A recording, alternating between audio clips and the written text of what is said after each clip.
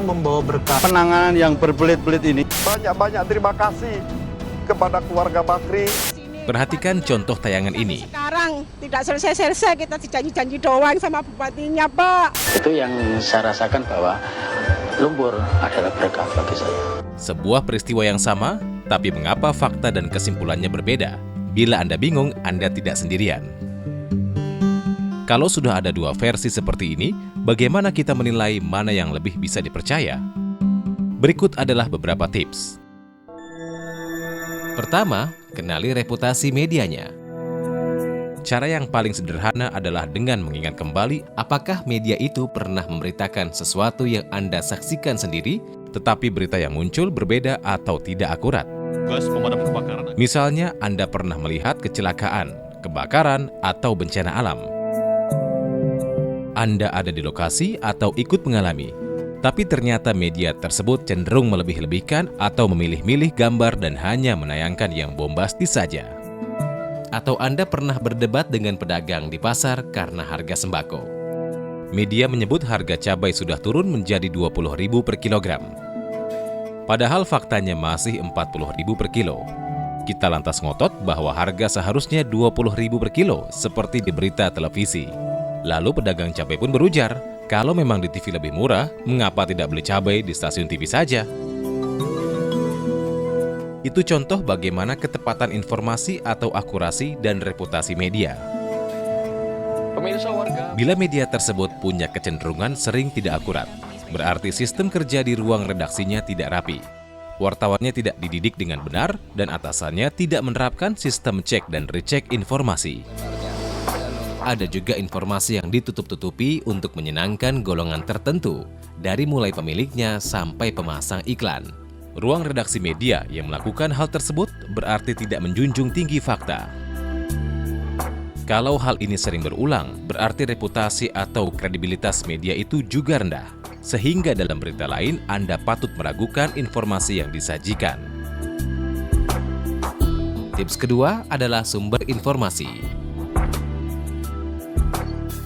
Setiap media membutuhkan sumber informasi atau narasumber, sebab wartawan tidak boleh beropini sesuka hati. Bila ada dua televisi sama-sama memberitakan harga daging, tapi angkanya berbeda, maka yang perlu kita lakukan adalah melihat dari mana sumber informasinya. Bila TV A mengutip Menteri Pertanian atau Menteri Perdagangan, dan TV B mengutip penjual daging di pasar induk, manakah sumber informasi yang lebih kita percaya? Tentu bagi konsumen seperti kita, TV B yang mengutip penjual daging di pasar induk lebih mendekati kenyataan harga di lapangan daripada TV A yang mengutip menteri yang diwawancara di kantornya. Itulah contoh sumber berita. Jangan semata-mata lihat jabatan atau pangkat narasumber, tapi nilailah dari kredibilitas dan akurasinya. Selanjutnya, apakah sumber informasi itu memang selama ini layak dipercaya? Bila narasumber itu kerap berbohong atau asal bicara sesuai pesanan, tentu dia bukan jenis sumber informasi yang layak dipercaya. Dan terakhir, apakah informasi itu jelas sumbernya? Media yang tidak menyebutkan sumbernya atau sumber informasinya tidak jelas, patut diragukan kualitas informasinya.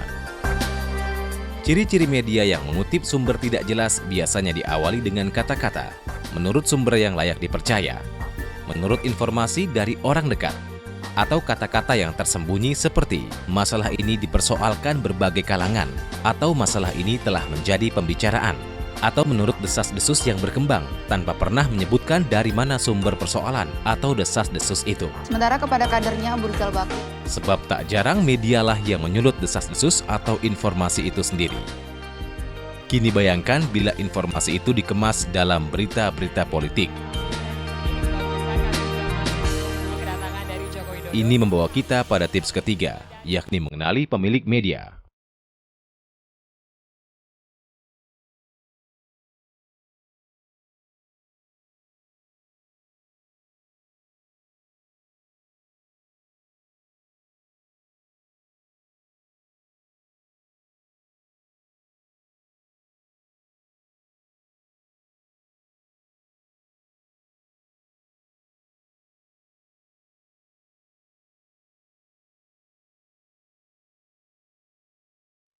Dalam sebuah berita, tak jarang pemilik media ikut campur agar wartawannya membuat berita sesuai keinginan atau pesanan. Karena mereka tidak melihat. Maka kenali apakah media itu dimiliki oleh politisi atau pemilik partai tertentu. Jadi negara yang jauh lebih maju. Selanjutnya, kenali juga apakah pemilik media juga pemilik perusahaan tertentu yang sedang diberitakan. Misalnya, pemilik media A juga pemilik usaha tambang atau kehutanan.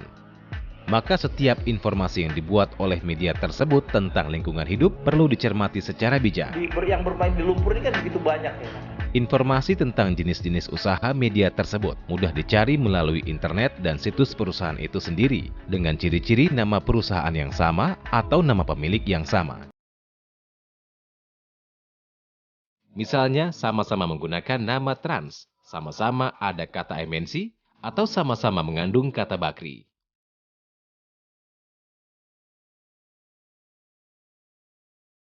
Tips keempat, keberimbangan.